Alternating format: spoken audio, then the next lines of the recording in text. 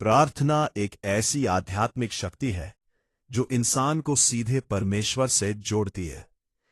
जब कोई व्यक्ति सच्चे मन से प्रार्थना करता है तो वह केवल शब्द नहीं बोलता, बल्कि अपने दिल की गहराई से परमेश्वर के साथ संवाद कर पाए। लेकिन बहुत बार ऐसा होता है कि हम अनजाने में कुछ ऐसी बातें बोल देते हैं जो हमारी प्रार्थना की शक्ति को कमजोर कर देती हैं और नकारात्मक शक्तियों को हमारे जीवन में जगह दे देती है। जब आप प्रार्थना करने बैठते हैं तो सबसे पहले आपको ये समझना चाहिए कि आपके शब्दों में बहुत ताकत होती है। जो कुछ आप बोलते हैं वही आपकी आत्मा में उतरता है और उसी के अनुसार आपके जीवन में परिणाम आने लगते हैं। इसलिए प्रार्थना के समय कुछ विशेष बातों का ध्यान रखना बहुत जरूरी होता है, क्योंकि गलत शब्द न केवल आपकी प्रार्थना को कमजोर करते हैं बल्कि आपके विश्वास को भी डगमगा सकते हैं। कई लोग प्रार्थना करते समय बार बार ये कहते हैं कि मैं बहुत कमजोर हूं, मैं कुछ नहीं कर सकता, मेरी जिंदगी में कुछ अच्छा नहीं हो सकता। इस प्रकार के शब्द आपकी आत्मा को तोड़ देते हैं। जब आप खुद को कमजोर कहते हैं तो आप अपने ही विश्वास को नष्ट कर रहे होते हैं। याद रखें, परमेश्वर ने आपको कमजोर नहीं बनाया है। इसलिए प्रार्थना में कभी भी अपने आप को छोटा या बेकार मत कहे, यह आपके विश्वास के खिलाफ जाता है। कुछ लोग प्रार्थना करते समय अपने डर को बार बार दोहराते हैं। वे कहते हैं कि मुझे डर लग रहा है, कहीं मेरे साथ बुरा ना हो जाए। जब आप डर को शब्दों में व्यक्त करते हैं तो आप उसे और मजबूत बना देते हैं। डर एक ऐसा द्वार है जिससे नकारात्मक शक्तियां आपके जीवन में प्रवेश करती है। इसलिए प्रार्थना करते समय डर की बातों को दोहराने के बजाय विश्वास और हिम्मत की बात करें। बहुत बार लोग प्रार्थना करते समय दूसरों के लिए बुरा बोल देते हैं। वे कहते हैं कि उस व्यक्ति के साथ ऐसा हो जाए, उसे सजा मिले। लेकिन यह तरीका बिल्कुल गलत है। प्रार्थना बदला लेने का माध्यम नहीं है, बल्कि प्रेम और क्षमा का माध्यम है, मां का मार्ग है। जब आप किसी के लिए बुरा मांगते हैं तो उसका प्रभाव सबसे पहले आपके दिल पर पड़ता है। इससे आपकी आत्मा भारी हो जाती है और आपकी प्रार्थना की पवित्रता खत्म हो जाती है। कुछ लोग प्रार्थना करते समय यह कहते हैं कि शायद मेरी प्रार्थना सुनी नहीं जाएगी। यह संदेह आपकी प्रार्थना की सबसे बड़ी कमजोरी है। जब आप खुद ही विश्वास नहीं करते कि आपकी प्रार्थना सुनी जाएगी, तो फिर वह प्रभावशाली कैसे होगी? विश्वास प्रार्थना की नींव है। बिना विश्वास के प्रार्थना केवल शब्दों का समूह बनकर रह जाती है। कभी कभी लोग प्रार्थना में अधीरता दिखाते हैं। वे कहते हैं कि मैंने इतनी प्रार्थना की, फिर भी कुछ नहीं हुआ। यह भी एक गलत सोच है। परमेश्वर का समय हमेशा सही होता है। जब आप जल्दीबाजी करते हैं और शिकायत करते हैं तो आप अपने विश्वास को कमजोर कर देते हैं। धैर्य और विश्वास के साथ की गई प्रार्थना ही फल देती है। प्रार्थना करते समय यह भी ध्यान रखें कि आप अपने शब्दों में नकारात्मकता ना लाएं। जैसे मेरी जिंदगी हमेशा खराब रहती है, मेरे साथ कभी अच्छा नहीं होता। इस तरह की बातें आपके जीवन में उसी प्रकार की परिस्थितियां खींच लाती है। इसके बजाय आपको कहना चाहिए कि मेरी जिंदगी में परमेश्वर का आशीर्वाद है, सब कुछ अच्छा होगा।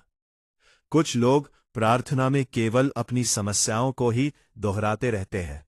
वे बार बार अपनी परेशानियों का वर्णन करते हैं, लेकिन समाधान के लिए विश्वास नहीं दिखाते। प्रार्थना का उद्देश्य केवल समस्या बताना नहीं है, बल्कि समाधान के लिए परमेश्वर पर भरोसा करना है।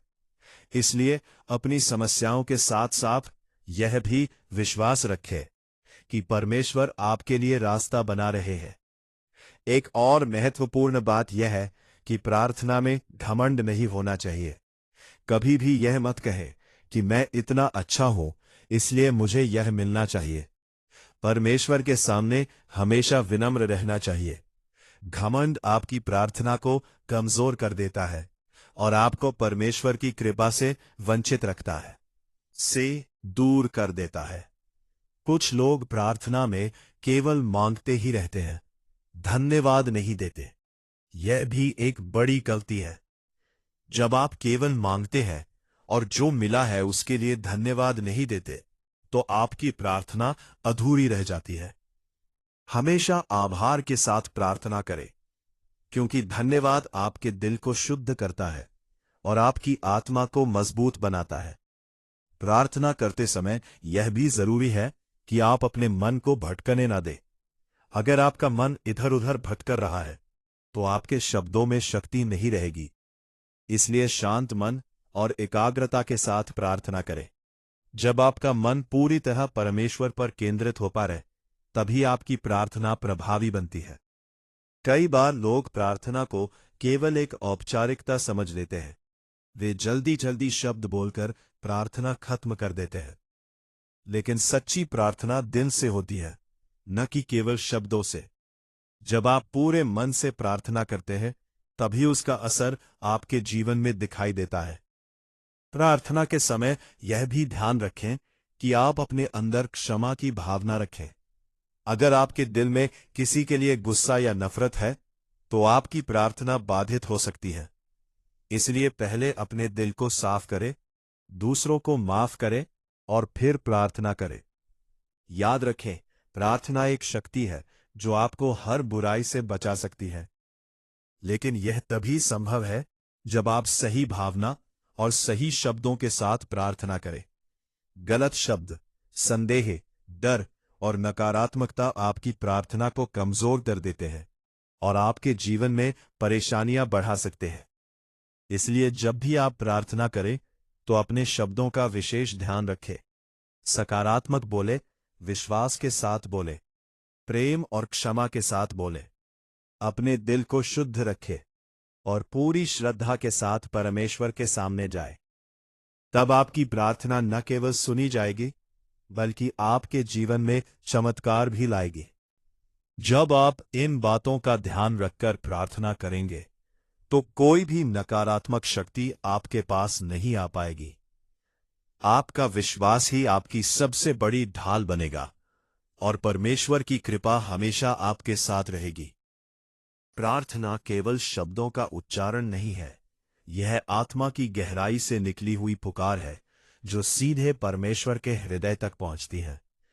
जब इंसान सच्चे मन से प्रार्थना करता है, तो वह अपने जीवन की हर परिस्थिति, हर दर्द, हर आशा और हर विश्वास को परमेश्वर के सामने रख देता है। लेकिन बहुत बार ऐसा होता है कि हम प्रार्थना करते समय अनजाने में ऐसी बातें बोल देते हैं जो हमारी आत्मिक शक्ति को कमजोर कर देती है और हमारे चारों ओर नकारात्मकता का एक दरवाजा खोल देती है। जब आप प्रार्थना करने बैठते हैं, तो यह समझना बेहद जरूरी है कि आपके शब्द केवल हवा में नहीं जाते, बल्कि वे आपकी आत्मा में गूंजते हैं और आपके जीवन की दिशा तय करते हैं।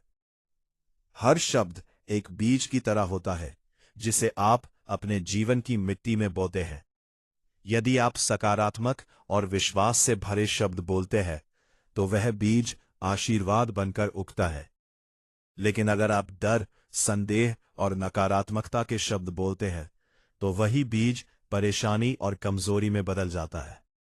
बहुत से लोग प्रार्थना करते समय यह कहते हैं कि मेरी किस्मत खराब है, मेरे साथ कभी कुछ अच्छा नहीं होता। यह शब्द केवल शिकायत नहीं है, बल्कि यह आपके जीवन की वास्तविकता को और अधिक कमजोर बना देते हैं। जब आप बार बार अपनी हालत को बुरा बताते हैं, तो आप उस बुराई को और गहरा कर देते हैं। परमेश्वर चाहते हैं कि आप विश्वास के साथ बोलें, उम्मीद के साथ बोलें, क्योंकि आपका विश्वास ही आपके चमत्कार की शुरुआत होता है। कई लोग प्रार्थना में अपने डर को व्यक्त करते हैं, जैसे मुझे डर है कि कहीं मैं असफल न हो जाऊं, कहीं मेरे परिवार के साथ कुछ बुरा न हो जाए। डर एक ऐसी शक्ति है जो आपके विश्वास को खत्म कर देती है। जब आप डर को शब्दों में व्यक्त करते हैं, तो आप उसे अपने जीवन में आमंत्रित करते हैं।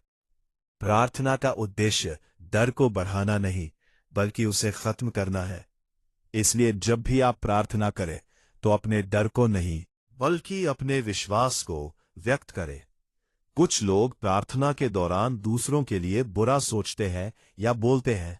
वे कहते हैं कि जिसने मेरे साथ बुरा किया है उसे सजा मिले। लेकिन यह भावना आपकी आत्मा को भारी कर देती है।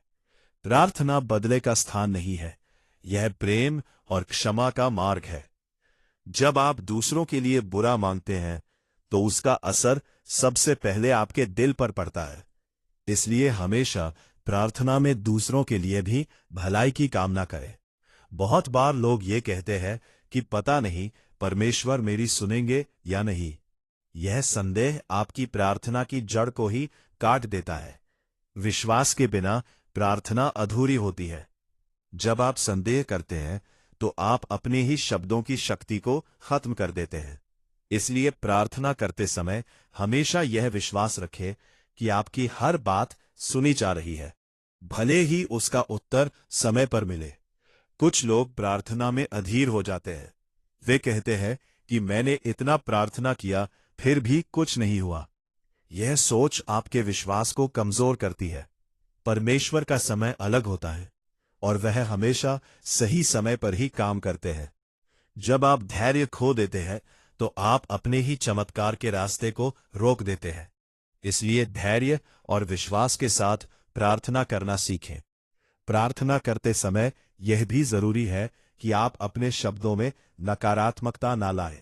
जैसे मेरे जीवन में हमेशा दुख ही रहता है। इस तरह के शब्द आपकी आत्मा को और अधिक दुखी बना देते हैं। इसके बजाय आपको यह कहना चाहिए कि परमेश्वर मेरे साथ है और मेरा जीवन आशीर्वाद से भरा हुआ है। यह बदलाव आपके जीवन में नई ऊर्जा लेकर आता है। कुछ लोग केवल अपनी समस्याओं को ही दोहराते रहते हैं। वे बार बार अपनी परेशानियों को बताते हैं, लेकिन यह नहीं कहते कि मुझे विश्वास है कि आप मेरे लिए रास्ता बनाएंगे। प्रार्थना केवल समस्या बताने का माध्यम नहीं है, बल्कि समाधान पर विश्वास करने का तरीका है। इसलिए जब भी आप प्रार्थना करें तो अपने शब्दों में समाधान और विश्वास को शामिल करें। प्रार्थना में घमंड का कोई स्थान नहीं होना चाहिए। जब आप ये कहते हैं कि मैं अच्छा हूं इसलिए मुझे ये मिलना चाहिए, तो आप अपनी प्रार्थना की पवित्रता को खो देते हैं। परमेश्वर के सामने हमेशा विनम्र रहना चाहिए। विनम्रता ही वह द्वार है जिससे आशीर्वाद आपके जीवन में प्रवेश करता है। बहुत लोग केवल मांगने के लिए प्रार्थना करते हैं, लेकिन धन्यवाद देना भूल जाते हैं। ये भी एक बड़ी गलती है। जब आप धन्यवाद देते हैं तो आप ये स्वीकार करते हैं कि परमेश्वर पहले से ही आपके जीवन में काम कर रहे हैं। धन्यवाद आपकी आत्मा को शांति देता है और आपके विश्वास को मजबूत करता है। प्रार्थना करते समय मन का एकाग्र होना भी बहुत जरूरी है। अगर आपका मन इधर उधर भटकता है तो आपकी प्रार्थना में वह शक्ति नहीं रहती। इसलिए शांत स्थान पर बैठकर अपने मन को स्थिर करके प्रार्थना करें। जब आपका मन पूरी तरह परमेश्वर पर केंद्रित होता है, तब आपकी प्रार्थना गहराई से प्रभाव डालती है। कई लोग प्रार्थना को केवल एक आदत या औपचारिकता बना लेते हैं। वे जल्दी जल्दी शब्द बोलकर इसे खत्म कर देते हैं। लेकिन सच्ची प्रार्थना वो है जो दिल से निकलती है, जिसमें सच्चाई और समर्पण होता है। जब आप अपने दिल से प्रार्थना करते हैं तो वह शब्द नहीं बल्कि एक जीवंत संवाद बन जाता है। प्रार्थना से पहले अपने दिल को साफ करना भी जरूरी है। अगर आपके दिल में किसी के लिए गुस्सा, नफरत या जलन है तो वह आपकी प्रार्थना को बाधित कर सकता है। इसलिए पहले खुद को हल्का करें, दूसरों को माफ करें और फिर प्रार्थना करें। जब आपका दिल साफ होता है तब आपकी प्रार्थना अधिक प्रभावशाली होती है। याद रखें, प्रार्थना एक ऐसी ढाल है जो आपको हर नकारात्मक शक्ति से बचा सकती है। लेकिन यह तभी संभव है जब आप अपने शब्दों, अपने विचारों और अपने विश्वास को सही दिशा में रखें। गलत शब्द, संदेह, डर और नकारात्मकता आपकी आत्मा को कमजोर कर देते हैं और आपके जीवन में बाधाएं पैदा कर सकते हैं। इसलिए जब भी आप प्रार्थना करें, तो अपने शब्दों को सोच समझकर चुने। हमेशा सकारात्मक बोले, विश्वास के साथ बोले और प्रेम के साथ बोले। अपने दिल को शुद्ध रखे और पूरी श्रद्धा के साथ परमेश्वर के सामने जाए। तब आपकी प्रार्थना न केवल सुनी जाएगी, बल्कि आपके जीवन में वह बदलाव भी लाएगी जिसकी आप कल्पना करते हैं। जब आप इस प्रकार प्रार्थना करेंगे तो कोई भी नकारात्मक शक्ति आपके जीवन में प्रवेश नहीं कर पाएगी। आपका विश्वास ही आपकी सबसे बड़ी ताकत बनेगा और परमेश्वर की कृपा हमेशा आपके साथ रहेगी। धीरे धीरे आप अपने जीवन में वह शांति, वह आनंद और वह शक्ति महसूस करेंगे जो केवल सच्ची प्रार्थना से मिलती है। और जब यह शक्ति आपके अंदर जाग जाती है, तब आप न केवल खुद के लिए बल्कि दूसरों के लिए भी आशीर्वाद का कारण बन जाते हैं। आपकी प्रार्थना केवल आपके जीवन को नहीं, बल्कि आपके आसपास के लोगों के जीवन को भी बदलने लगती है। यही प्रार्थना की सच्ची ताकत है, यही उसका असली चमत्कार है।